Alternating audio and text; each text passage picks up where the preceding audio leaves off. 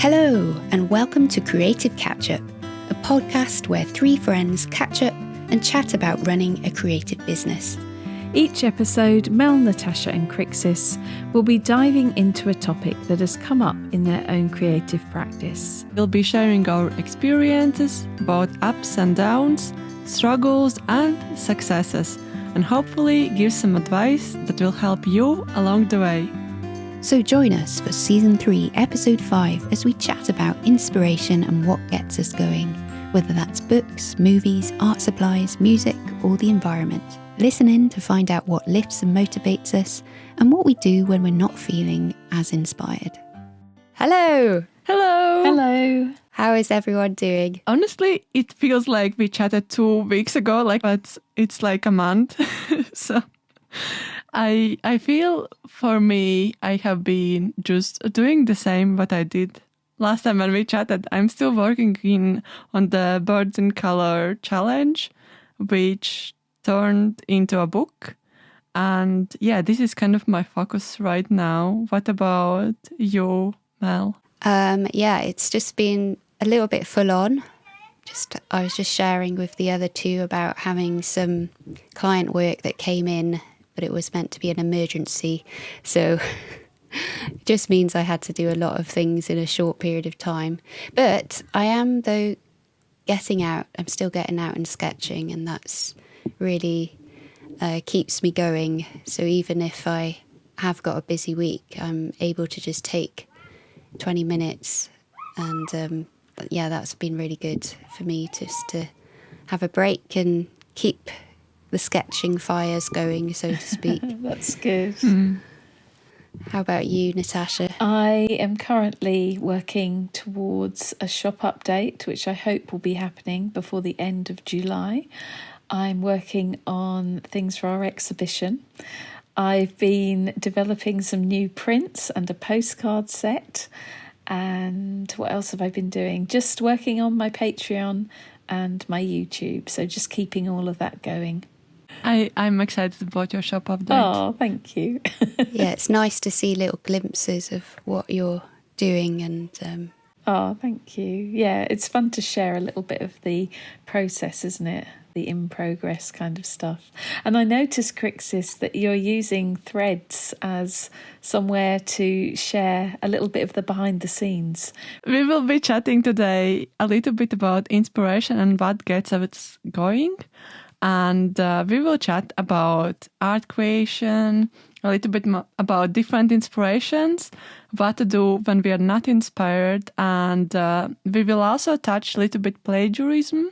Let's start with defining what inspiration is. So I did a little research, and from Oxford Language Dictionary, the inspiration is the process of being mentally stimulated to do or feel something, especially to do something creative.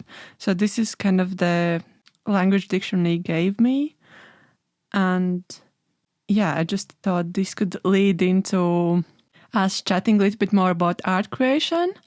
And if you feel and think that inspiration is essential to art making or not, I think that could be interesting if we chat about it. I think inspiration is very important. And for me, it's just the spark of an idea. It's where the creative work starts. So it's kind of a starting point, isn't it, inspiration? Yeah, it can definitely get you on a path to where you want to go. And inspiration, I think, can hit you at any point, can't it? For me, I think at the moment it's the places that I go outside my house and the landscape that I see around me. And I think definitely the changing seasons, I get inspired by seeing things grow, like wildflowers. All the wildflowers have been coming up since spring, and I just love watching how they all come up and then they die down, and then a new batch come in. Yeah. Yes. And then they die down, and then a new variety come in. I just so inspired by that. I just think, oh, what am I going to see this time when I go out? And that kind of that inspiration kind of feeds me in my sketchbook work. And then it kind of, keeps me motivated because I want to go and see what's happening, what is now growing in the area. It's like you could never get bored because there's always going to be something else happening. There's always going to be something different each time you go out. Yeah. So, yeah, you've got that endless source of inspiration there in the landscape. I also feel like with the inspiration, I don't per se think that it's every single time you are inspired and then you create something. I think sometimes you just start creating something and then suddenly you have like this spark of like, maybe I should do that or that. And I feel like it's great also not to wait for inspiration to come and just start playing, and then it comes at some moment and then it's exciting. This is very true. Yeah, sometimes the act of creating can be the source of the inspiration. I agree with that completely. I was thinking about just the robin that I met. Oh, yeah. I wasn't feeling that inspired actually to go out, but I thought I should go out. So I went out and I had a prompt list. I think it was rocks. And then I just saw some rocks and I was like, right, let's just start drawing these. And then suddenly I just saw in the back, just on the side, a robin just kind of jumping around a little bit. And then he kind of came a lot closer. And then eventually he kind of came onto my sketching kit. And it was just like, wow, this robin, he's so curious and tame. And so Robin was the inspiration. Yeah, so the robin then became like something I was like, oh, I was inspired by it. And actually I then, when I got home, although I finished just doing the rock prompt, I then painted the robin. I think I sent a postcard of it to Natasha with a robin on. You did, and he's in my podcast room, and he's proudly displayed in there. But then that robin, then I met him again early in the year, and then I think on YouTube I then did a video where I was looking at the colours, burnt sienna, and I had the pastels, and it was that then I wanted to do something a bit more abstract, and then played with that, and as I just did that, I found something else that was inspiring me. So although the robin was the initial prompt, I then found it kind of sparked lots of ideas. Yeah. I think it's the hardest sometimes as well, especially if you are not like sparked by inspiration. But when you do something, one thing leads to another. And like you in your story with the robin, you didn't predict it. It just like kind of, it happened. Yeah. Like inspirational story as well, I think. Yeah. And maybe Natasha, like what inspires your work? I would say a little bit like Mel, my surroundings, the landscape that's around me here really inspires me. So nature in general, the landscape, other artists, and sometimes it can be something as simple as just like I'll see a certain colour palette or a particular colour. It can be a shape, or like there's some kind of detail when I'm out walking and I see something like the texture of a tree or something like that. And all of those things can kind of just spark something. Yeah, how about you, Crixus? You're very inspired by nature and in particular birds at the moment, aren't you? This is something that has inspired me recently. I think like in general, like the surrounding area, but also I think history, how we lived our lives also in a way like affect what we are creating. I got the sense of color because I lived in Latvia, and Latvia is kind of like in these super muted tones, like grayish, blue, dark sea water. Like it's completely different than Cornwall. Cornwall is much brighter. We have like these gray sand beaches and pine trees, and it inspires in different periods, and then you kind of make this kind of color library in your head. But the birds, it's the location, I think also for me, it's really inspiring, and it kind of affects what I'm creating in a way. I know that Mel, you lived in Hong Kong for some time. Do you feel like the location, when you lived in different place, did it affect what you created in that moment? Yeah, definitely. Do you recall like your subject matter was different, or? Well, I was just thinking how different places they move you in different ways or even provoke you to do different things. So when I was in Hong Kong, I wasn't sketching and I wasn't really as artistically creative. I was musically creative when I was in Hong Kong. I was actually teaching kinder music, so you basically teach through music, singing and percussion, sounds, and I was very switched on to the sounds of Hong Kong. They're just very noisy city. You've got everything around you, everyone's kind of living on top of each other, and then you've got trams and buses, cars, taxis, and all sorts of noise. So it was very hard to actually get any sleep, but you kind of get used to it. But I think, in terms of sketching and art, I wasn't really doing that as much. I think if I went back now, I probably would. And I'd love that challenge of sketching the cityscapes. I think I was just bombarded with a lot of noise. Although actually in Hong Kong, I did switch on to illustration. There was a lot of visual information there as well. So you think in a way when you came to Cornwall itself inspired you to pick up your sketchbook and sketch more? No, before I went to Cornwall, we moved to Aberdeen, and it was in Aberdeen that the place, the landscape inspired me to paint again. So I was painting quite large acrylic and watercolour landscape in Aberdeen, but I still wasn't sketching. That just inspired me to look at the skies, because comparatively to Hong Kong, suddenly the skyline was suddenly opened up, and something I hadn't noticed from living in the UK before. But when you haven't had the sky, or you can't really see the horizon, when you do, I was like, yes. Wow. I just couldn't stop looking at the sky. So I that's why I started kind of painting again. Wow. Wow. When we came down to Cornwall, I think illustration, that side of things, working on the computer. So I was just trying to build something. But it was only then when we moved to Porthleven that I then started noticing outside again.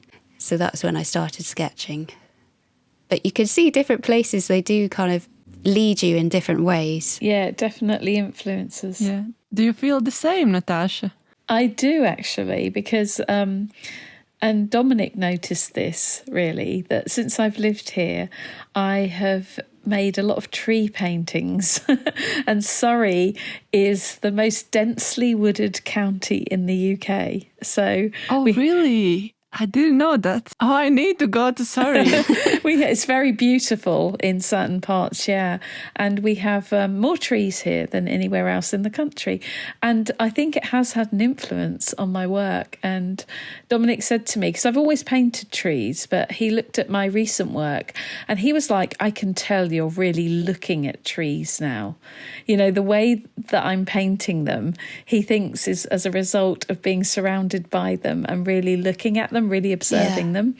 And I would agree, actually, yeah. So I do think that it has a huge influence, the place you live in. That's so interesting. I think the Lizard is the least dense. Oh, as much as I love Cornwall, I miss having a little bit more foresty areas. Like in UK, there was 38% of the whole land is forest. Right. Whereas in Latvia, it's 58%. Wow. So it's much more filled with forests. Gosh, I didn't know that. That's interesting. I feel like whenever I move, it's also really visible. Whenever I was in Cambridge, I sketched more people in person. Yeah. And here I have window towards the garden, and now I have bird feeding stations, and it's just, I don't know, the presence of them, I want to paint more birds now. So, yeah, and you're becoming quite friendly with them, aren't you? You're feeding them. I'm trying to teach the robin to eat from hand, and then now there are robin babies who come and they know that I'm there, and they kind of with their little sound. It's like Auntie Crixus. Oh, that's so sweet. Well, I don't have pets, so these are my pets. I'm saying to my husband to justify of me buying bird food. These are my pets. I loved seeing that in one of your recent videos. You had lovely footage of them and you feeding them. I loved it. Yeah, I'm trying to think how I can like include them more in my videos, but not get out of context of me doing like the video specifically for that subject. I need to kind of think maybe that would be for vlogs or something like that. Yeah. I'm sure there'll be people, though, a niche where you could just have bird feeding. Oh, yeah, I bet there is, yeah. Yes. Well, it's very relaxing, isn't it? So, yeah, there probably is. Yeah, and also if you want to draw them as well, so, if you want to draw a moving subject, that's quite a challenge. But it's nice to actually have some reference imagery that is moving. Well, I was thinking, like, I am now, like, on my Patreon, I'm sharing, like, reference pictures for everyone to use. And I'm taking them from Cornwall, and everyone who wants, they just can use them because I just took pictures. There's no, like, copyright. And I was thinking maybe I should, like, take pictures of different birds. That could be, like, a great reference material for us all to use. Yeah, definitely. I love that Actually, idea. that leads into the next kind of question. What else inspires you, whether it's books, films, movies, music? What is your favorite movie, by the way, before we start? You probably know Amelie. Oh, okay, it's mine as well. Yeah, I remember when it came out. It was in my degree year doing fine art, and it came out, and I watched it, I think at a really old cinema. And I just fell in love with it. And then I bought the soundtrack, and then it was like the soundtrack that I just created all my degree show work for. So nice. I just used to have it on loop, like on repeat. Oh, wow. Oh, me too. I love that soundtrack. But then I got like, it got too much in some point. Yeah, it's like that though, isn't it? With certain things, you love it, and it's so inspiring at first, and it can inspire you, but at some point it may change, or you have a break from it. Yeah. I think when you really get into something, you can watch it a lot or listen to it a lot, and then you kind of make yourself a little bit sick of it. At least that's what happens to me. I'll go a bit overboard, and and then I'm like, even though I really love something, I'll be like, no, I don't want to listen to that anymore, and give it a bit of a break, and then sometimes go back to it a few years later, and then I love it again. So, yeah. It's funny, I can actually hear, now we're talking about it, I can hear the soundtrack in my head. Me too. It's just started playing, and I'm like, oh. Okay, I'm not going to sing. But what I wanted to say, I stopped listening to it because I want to rewatch the movie once in a while and not get like sick of the music, because I really love the movie itself, and I feel if I will just play the music too much, it can just take off the feel of the movie when I watch it. Yeah. So it feels fresher if you haven't listened to it does, for a while, I think. What else inspired you? Like, what other films? I have some favourites, but I wouldn't say that I'm influenced by films. As much as I enjoy films, I wouldn't say that they influence my work, although weirdly I can get influenced by YouTube videos. So one of the things I love to watch is like camping and hiking videos on YouTube, like wild camping. I've never wild camped in my life, but I am absolutely obsessed with watching wild camping videos on YouTube. That's so interesting. And they have such lovely scenic shots sometimes of like the Lake District or whatever. And there's a man recently that I've started watching, and he was in the Lake District, and I was just like, oh my goodness, I could pause this video at any point, a bit like you would on like Map Crunch or I don't know, something like that, where you choose a scene. And I was thinking I could totally work on like sketchbook pieces or paintings from his videos. And so I kind of feel like I'm influenced in sort of slightly unusual ways sometimes, because you wouldn't necessarily think you're sitting there watching a wild camping video or hiking video that, you know, you're suddenly going to get inspiration for artwork. But I find that I do. Yeah, there's a few actually channels like that. The Fairy, what's the name? The Cottage Fairy. Oh, I think I may have watched her. Yeah, Paola. Her cinematography is brilliant. And I felt like what Natasha said, it kind of resonates with me sometimes, because when I watch some movies or things, I sometimes pause and I'm like, wait, this is such a level, like the composition. Yeah. I could paint that. It looks really good. Yeah. Her brother had a channel. I don't know if he's still posting. Ruan was her brother, and he writes his own music, and Yes. his music was just stunning. I was just like, wow. There's something about it that was like quite hypnotic. You know, you could just listen to it and be taken somewhere.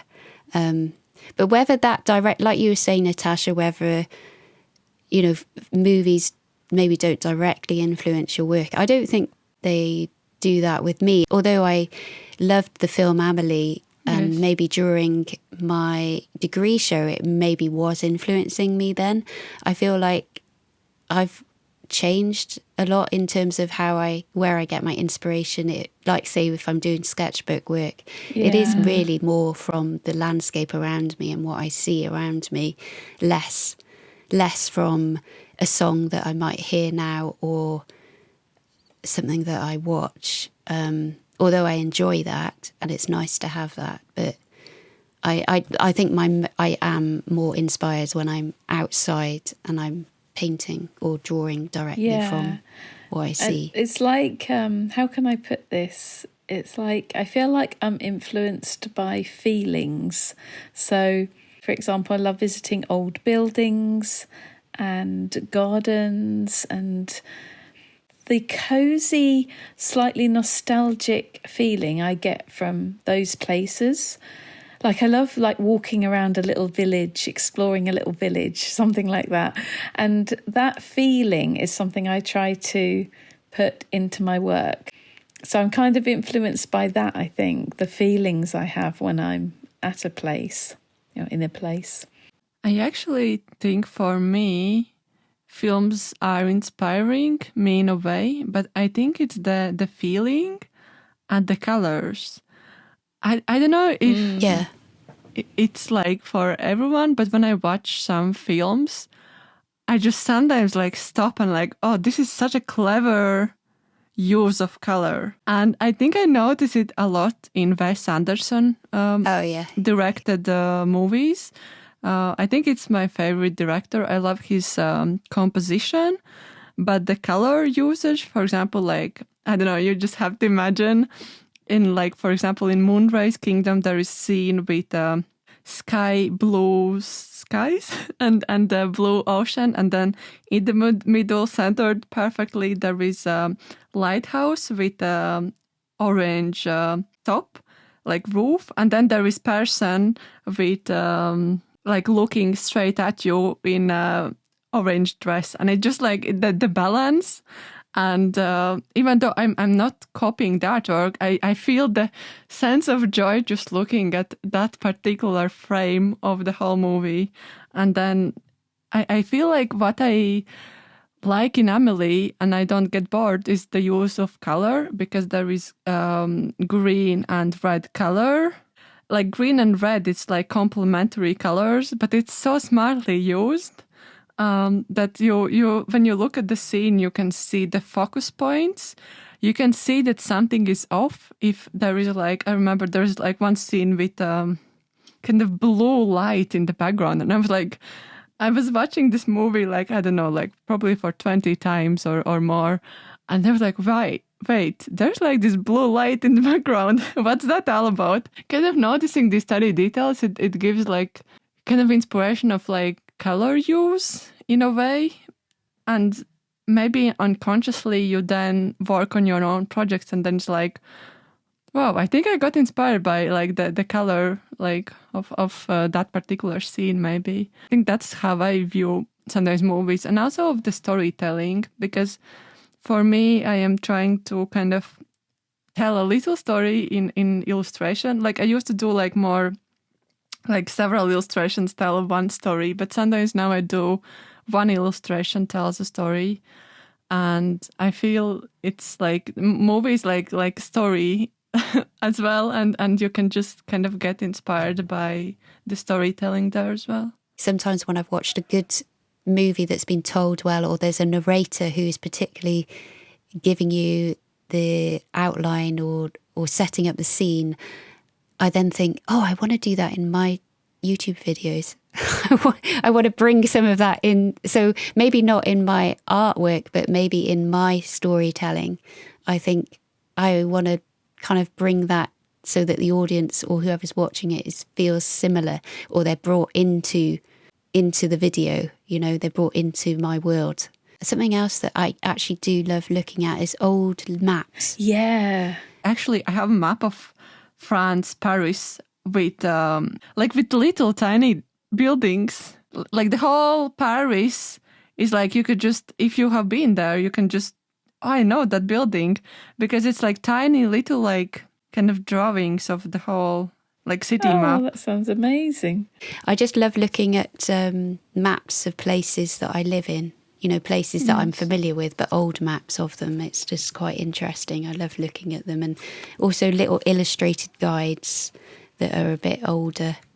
Oh, and I was trying to remember, when I was younger, like probably 9 or 10, I just remember this book which was filled with nature drawings, and I just was so enamoured with it. I just wish I could remember what it was called, but it was a book where it had lots of things that you could pull out, and like it was folded up in certain parts. So, like pages, they folded on themselves, and then there was like little pockets that had like little things in them, and you could take them out, but it was all like nature, like different flowers and it sounds lovely.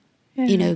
Just details and little arrows and things like that. And every time I would look at that book as a child, I was just kind of taken to this really cozy place, somewhere that I could just, I would just look at the pages and just be like, oh, this is so lovely. I want to just be in this book. So I've been doing a lot of flower sketching, and I'm beginning to kind of think I would love to create a wildflower book, of the lizard, wildflower through the season, that kind of thing. Oh, that would be lovely, yeah. And maybe that was inspired by that book that I had as a child. When I was small, I really loved the book about flowers as well, but there was like hand-drawn illustrations with a girl, kind of like fairy girls, and they were dressed up as flowers. And I think there is something I really enjoyed, and I'm like, wait, I'm kind of like doing something similar, but I actually, it didn't cross my mind. And I was like, probably I got inspired by in some way, but not knowing, because that is something that just interests me in this moment as well. It's funny because my favourite books growing up were the Enid Blyton Faraway Tree series. And when you think back, it's like it's obvious, isn't it? Yes. It's obvious how that's kind of influenced me. And I do kind of think of trees as being magic, Yes. They hold all of this life within them, and and I'm sure that it comes from reading those books when I was little. Do you think art materials can inspire you? Oh yeah, I think they definitely can. Give us an example. It's funny because I've been so into watercolour, and I still am. I mean, I'm totally into watercolour, but I've recently got back into using acrylic on canvas and working a bit larger.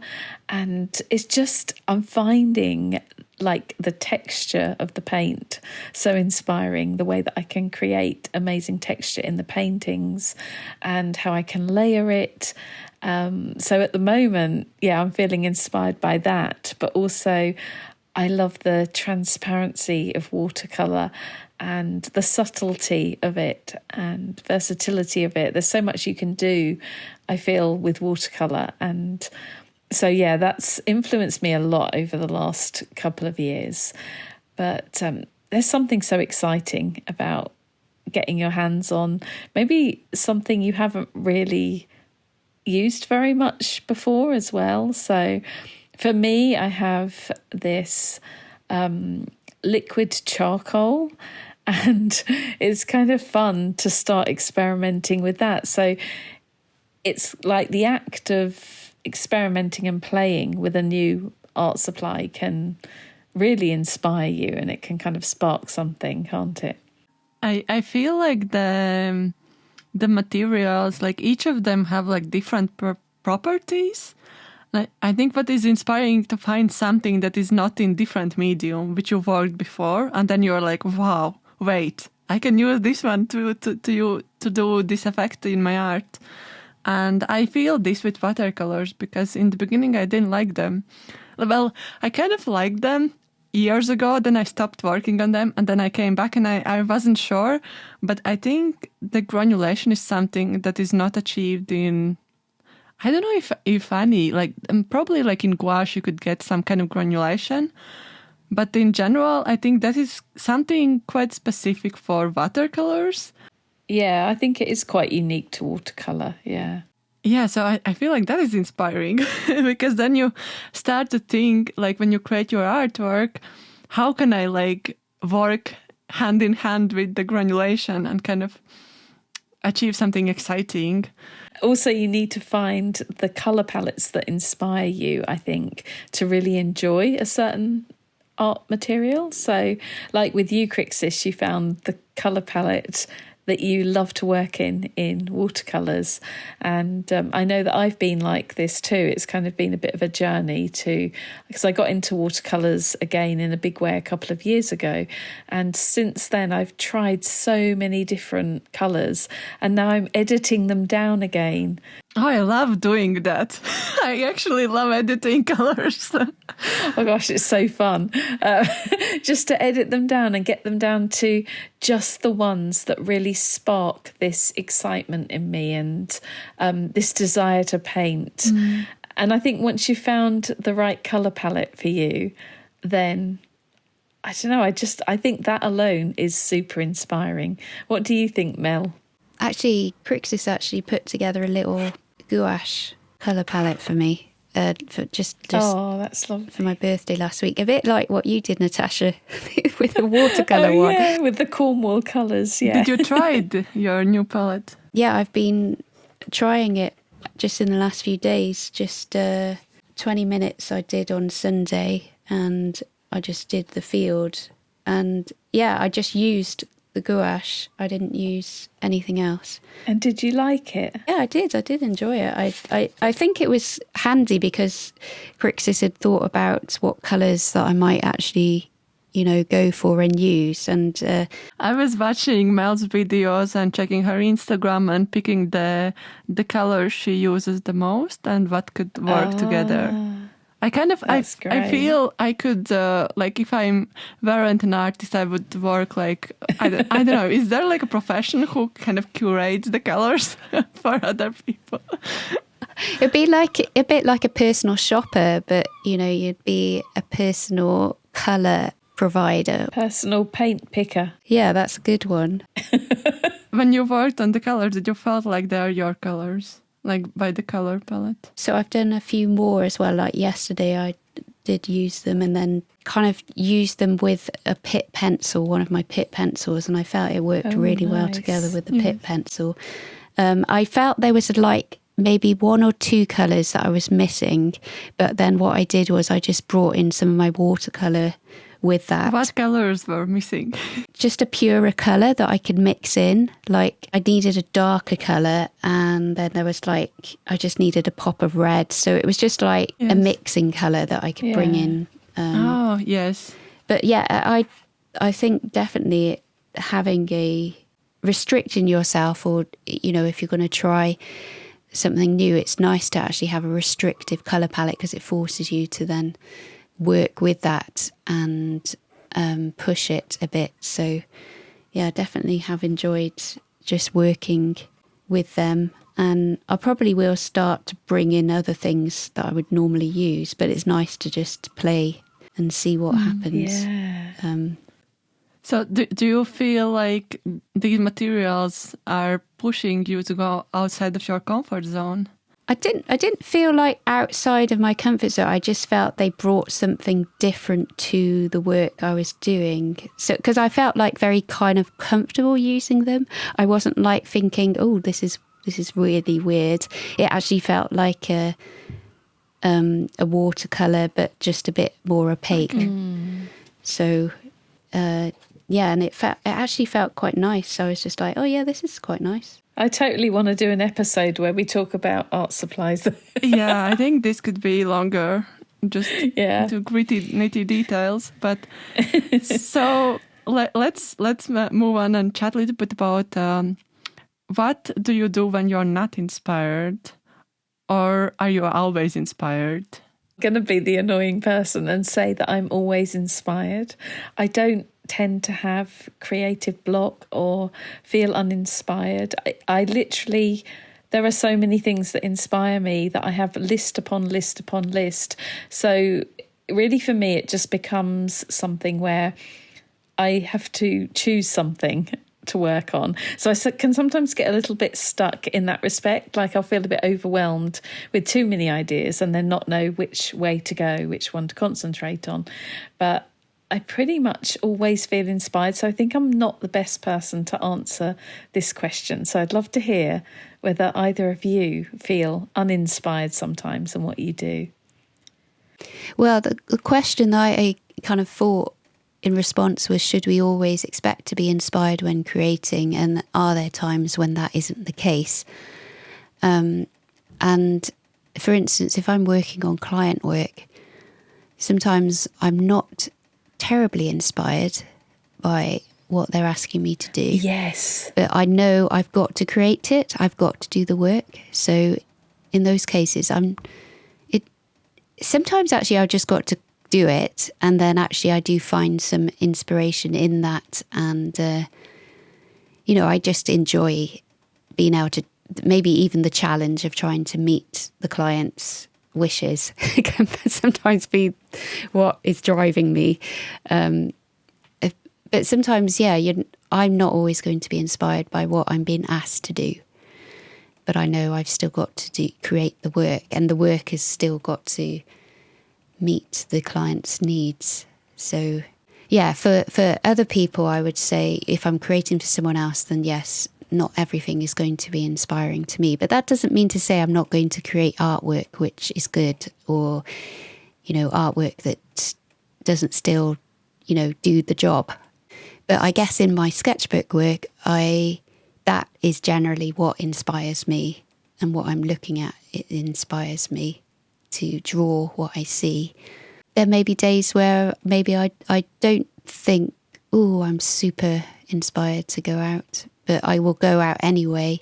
And then there'll be something that I just start drawing something, and then it may lead to something else that then gets me excited.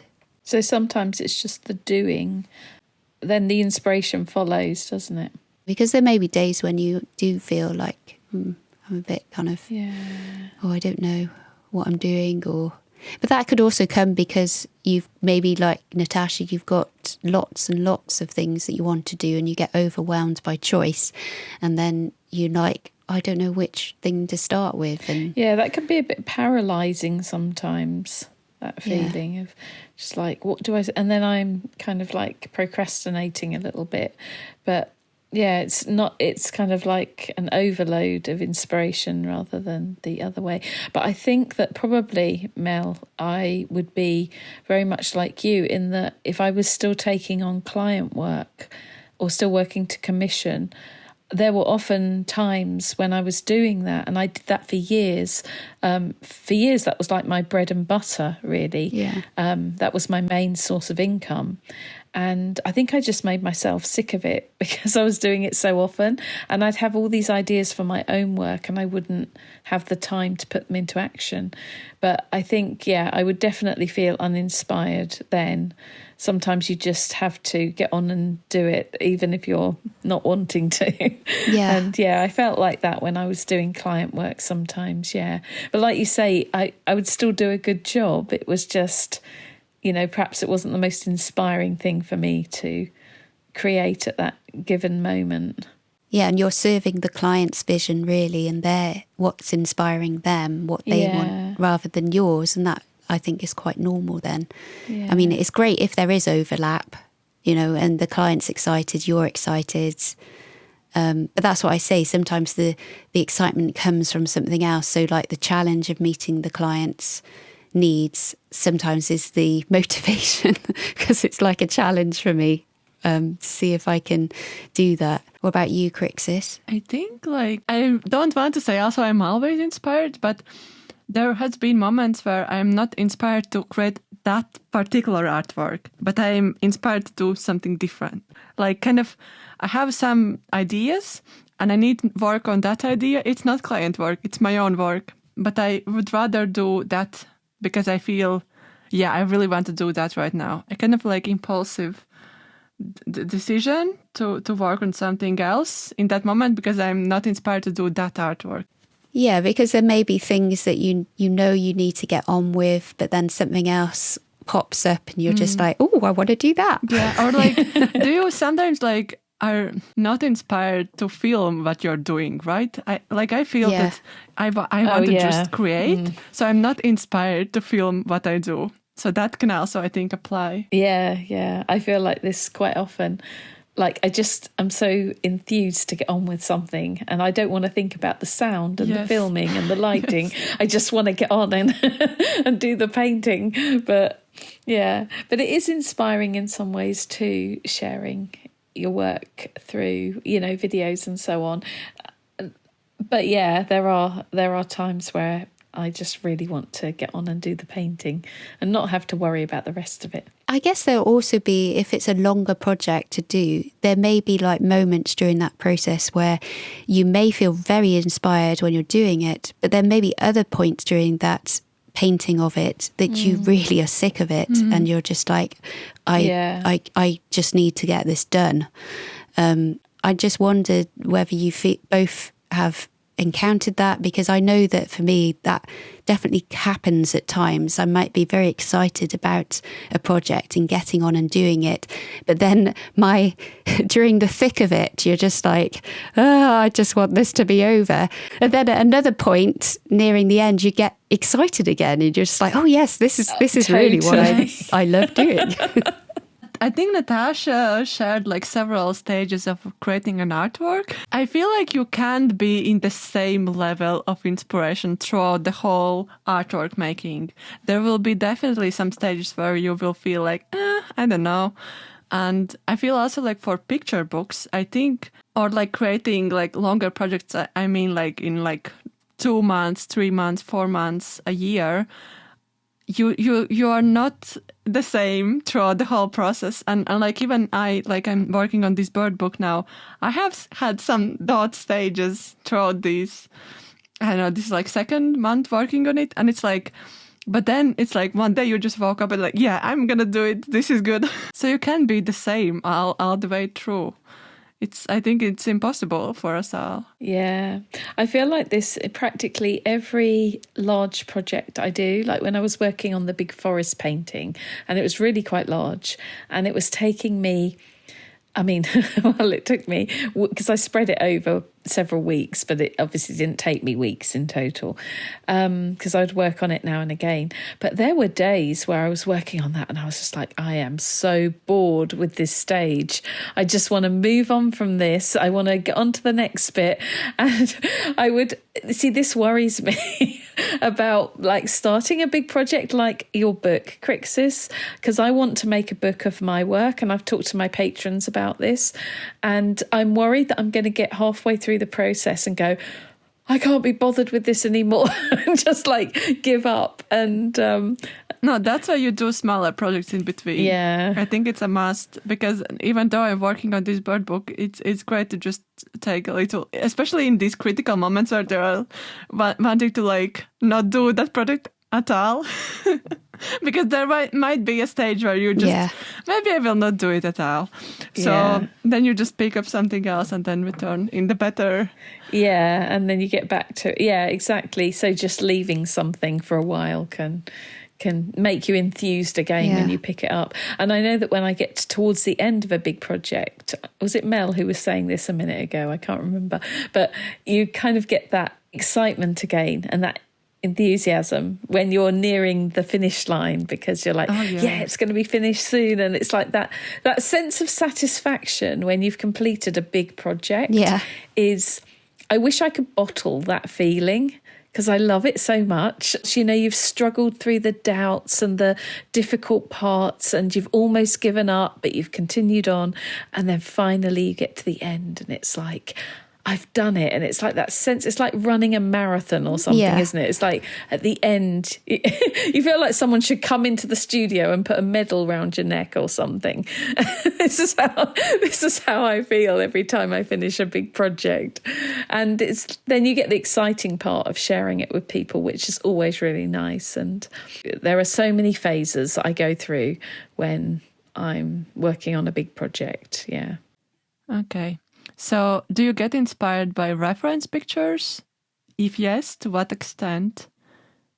Yes, I do get inspired by reference pictures. I will sometimes take my own reference pictures when I'm out on a walk or something like that, or visiting a particular place.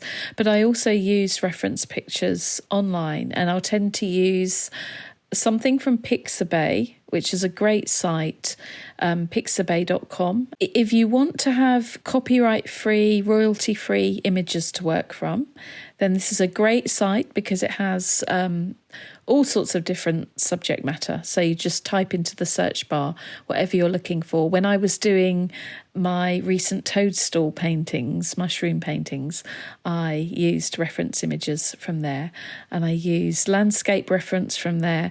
And yeah, it's fantastic to be able to do that and not have to worry about the copyright aspect.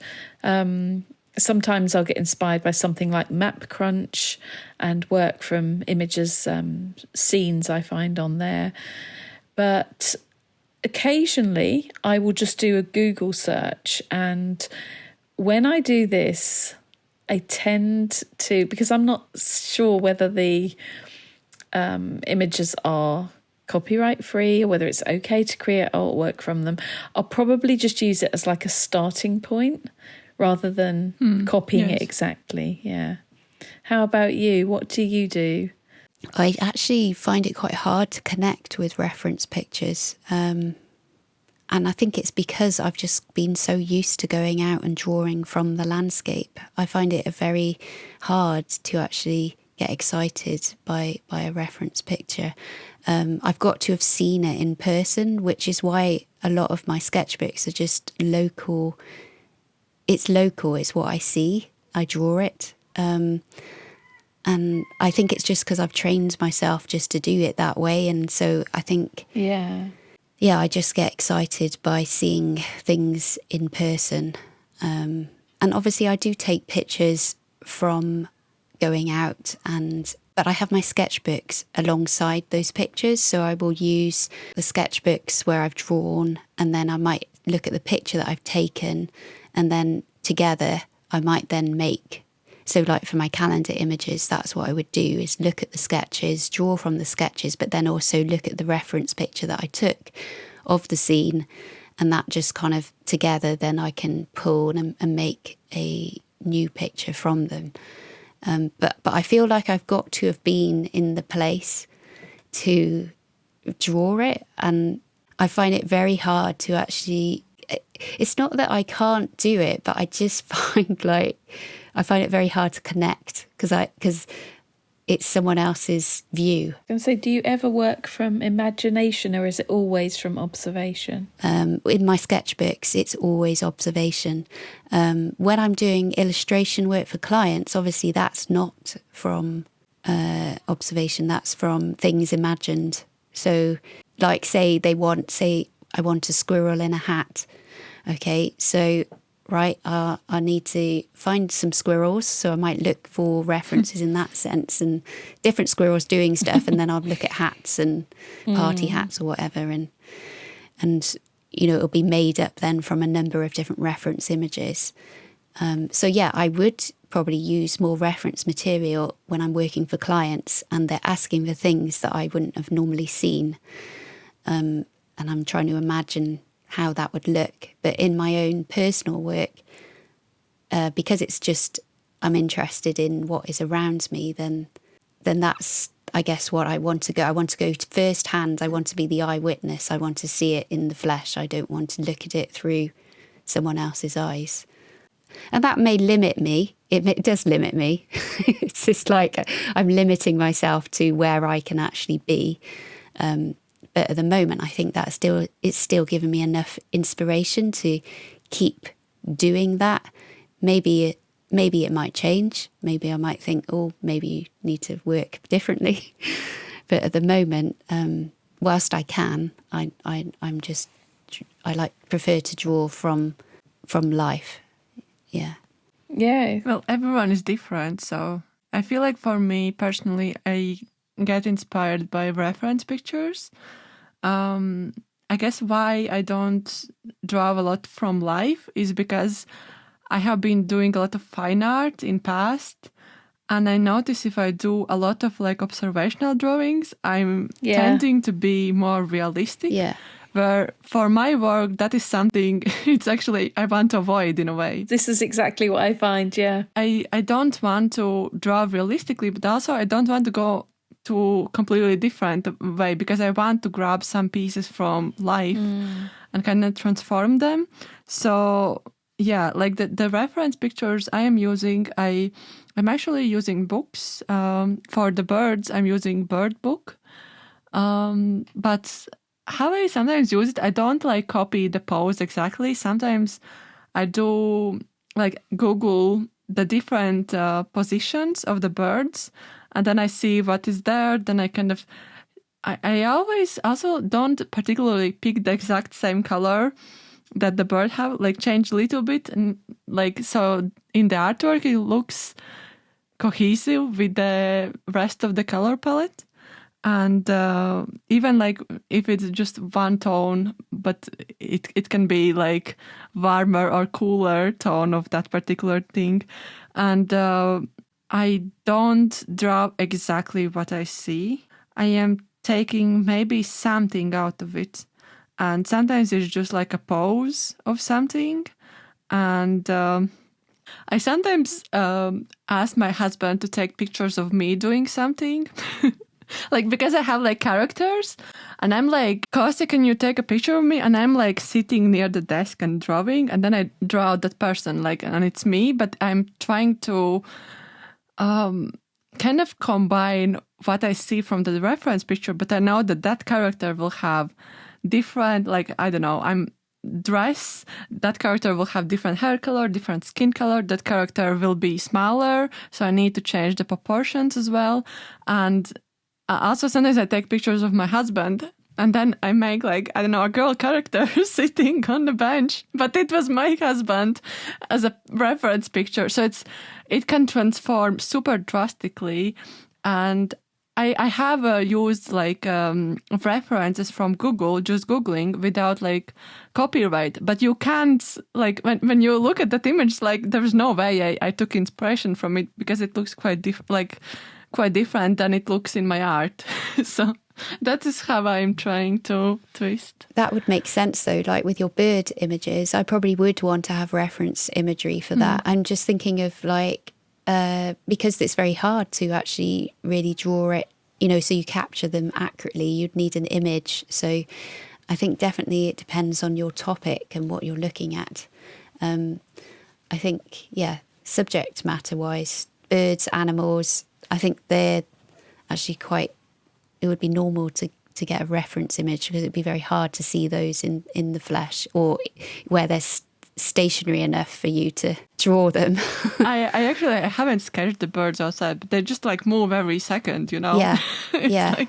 I know it was very unusual that the robin who I drew posed for 10 minutes. I was just like, that's just weird. So that's probably the only time I'd have a robin in my picture is because it's stopped moving for 10 minutes. So do you get inspired by other artists' work? Yeah, I would say that I do to a degree. It's usually like one element of another artist's work. So it could be like a colour palette someone's using, or I don't know, maybe the subject matter sometimes, or the way they're using certain materials it will kind of spark something in Yes. me. It'll get me excited to think, how could I add that to my work? You know, what would my take on that be? So I would say that I do get inspired by other artists, but it's usually just it's like in one way or another, you know, there's usually one element where I think, oh, I'd like to try that in my work. You know, what would my work look like if I included, I don't know, this subject or used these colours or something like that? Yeah. Yeah. What about you, Mel? Sometimes you don't realise where you're getting the inspiration, or, you know, if I'm watching an artist on YouTube and I'm watching them paint, or they're flicking through their sketchbook, sometimes that can give me an urge to go and do something myself. And it might not be I want to copy what they're doing. That's normally not what it is. It's normally because it makes me go, oh, I want to just go and paint now. I want to go and do that. I want to, you know, do that myself. So, you know, I definitely get that from watching other artists. It's not me wanting to imitate, but it's just me wanting to go and create. Yeah, and like if they're really enthusiastic about it as well and getting really excited about it, it's very inspiring. Yeah. I feel like Sandy Hester's videos, you just watch and you want to kind of work alongside because she just like... Yeah, definitely. This inspirational energy. Yeah, she is. She's very enthusiastic, and I think that's very contagious, isn't it? Yeah. For me, I am not, like when I see the artwork, I'm not copying the art. And I think I'm just inspired by like color and things. But I'm like early on when I started doing art, I was like more inspired by artists. But now I'm trying to be less inspired by artists and just kind of focus more on my kind of style. And I think when you see a lot of artists, sometimes you just find to see, wow, she's doing really amazing job, but I'm doing completely something different, and that's totally fine. Because I think I really like Julius Sarda's work. And in the beginning, I was like, how can I do something similar? And it was like, I don't know, like 6-7 years ago. But now I'm like, yeah, there's Julius Sarda. There is only one Julius Sarda. And here's Crixus. There will be one Crixus. So it's like, yeah, I think it's more unique when you don't take a lot from other artists and you kind of make your own library. And then it more looks unique, if that makes sense. Yeah. Like sometimes it's unconscious, I guess. But yeah. When you're at the beginning of your art journey, of your career or whatever you want to call it, I think it's very easy to become very inspired by other people, and some people take it a little bit too far and they're making work that's like, you know, a clone of another artist's work pretty much. But yeah, I think it's interesting that you said, you know, as you're going along, you are more concerned about developing your own style and making things look very Crixus rather than making them look like somebody else's work. And yeah, that's definitely how I feel about it. I feel like you need to be authentically you, because people can tell if it's just like a copy of someone else's work, and you're never going to do it as well as the person who did it initially, because it's come from something else. It came from their experiences and, you know, their life. So, you know, you have to make art that's about your life, your passions, your experiences. And then, you know, if someone's copying you, they're never going to make it in the way that you do. You can be influenced by other people, but don't let that take over your own work and your own vision. Like, it's impossible to create something super, super, super innovative that is never been done before, like in a way. But you can still like make it your own, because you are kind of adding everything, like medium, color, composition, like sense of feeling for that art. Like it's coming through you. But of course I feel like it's impossible to create something that is like like you are sometimes, I think, unconsciously being influenced by something, not per se only like artists' work, but in general, like we spoke before, like music and movies. So there is something, like some fragments from everywhere, but it's your fragments. Yeah, I totally get what you're saying. Yeah, because like I feel in the beginning, like it's really hard to not like get inspired 100% by somebody else. But there is like one point where you just, okay, I done that. And it's like, I also feel like it's really tricky when you get inspiration only from one artist. Like, especially in the beginning, because then you are like fully kind of that person's imitation. Whereas if you develop taste in different things and then kind of like, oh, I like that subject matter, then you can just develop that thing. Yeah, kind of take a little bit from lots of different sources rather than just one main source, because then you'll make it your own. It's a bit like ingredients in a recipe, isn't it? You're adding a little bit from this person, a little bit from that, or a little bit from this inspiration. And then you come up with something that's far more unique and your own, has your own voice rather than, something that's directly copied from somebody else. I guess in that sense, I would say, definitely try and find your own voice and respond to what it is that you're seeing. And I would say, don't always look at social media for your inspiration. I think it's important to look at what's around you and be inspired by what you see, because you know that it's your eyes that are inspiring you rather than what someone else has seen and you're seeing it through their eyes or their lens or their picture. I spoke about this in a video I did about my favourite art books, where I said about using vintage reference images as well as contemporary ones. Yes. So instead of just looking at modern art books, look at these lovely vintage ones that you can pick up from secondhand bookshops and so on. It gives you just a slightly different reference point as well, I think. So it's like you're not constantly looking at just what's popular right now on social media, because I think that can also be very influential to people. I noticed that there will be a certain style of illustration, and sometimes I can be going through my feed on Instagram and I'll be like, I'm not actually sure whether this person did this or that person did this, because they're all kind of being influenced by this same style of illustration. Do you notice that too? Yeah. And I guess there's trends as well, aren't there? Things that you can get on board with.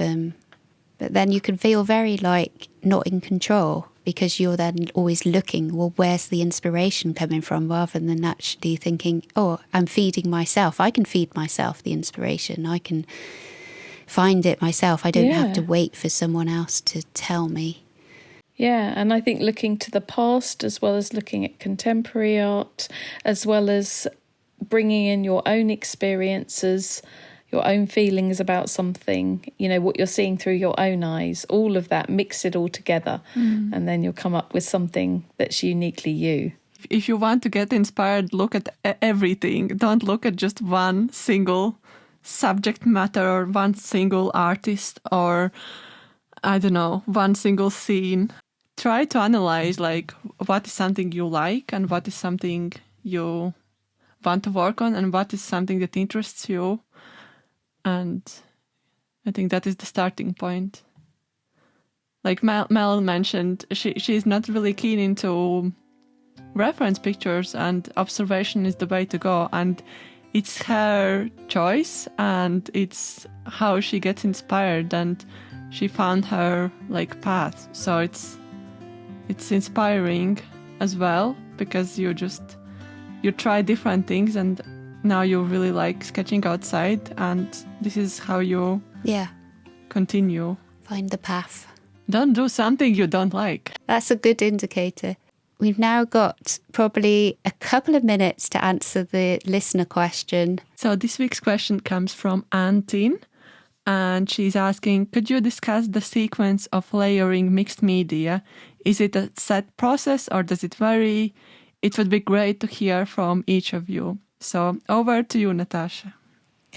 Okay, in a nutshell, when working in mixed media, would generally start with a layer of watercolour marker or pen or even watercolour, and then work on top in coloured pencil, perhaps sometimes adding some acrylic marker or Neocolour, but that's generally the order I would do it in. I kind of would end with Neocolour because it's hard to go over the top of anything with Neocolour. What about you, Mel? Very similar, actually. So if I'm working in my sketchbooks, I'd start with my water-soluble stuff, so watercolours, but then I might actually use Neocolour too and make that water-soluble, go over it with a brush, and that gives me a nice big patch to work on top of. Continue working on top, Inktense pencils, and then maybe more Neocolour too, and then Luminance pencils. But yeah, just generally starting with my water-soluble stuff and then ending with not, or if I just want texture, I just don't bother. I just have that at the end. Yeah, but honestly, also for me, it's really similar. I think it's good opinion to just start with wet media or something.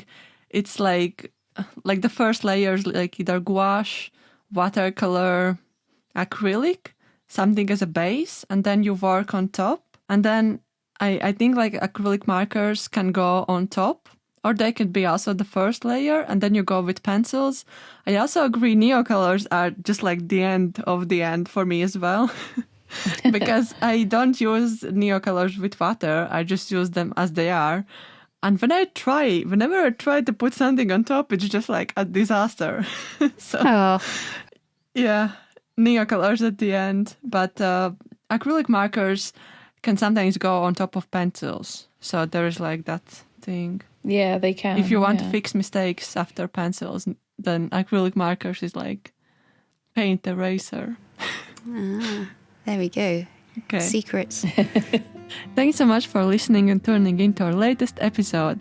Huge thanks to those who submitted questions, especially Hug Bloom and Audrey Faye for this episode. We kind of used some of your questions to help us chat about plagiarism.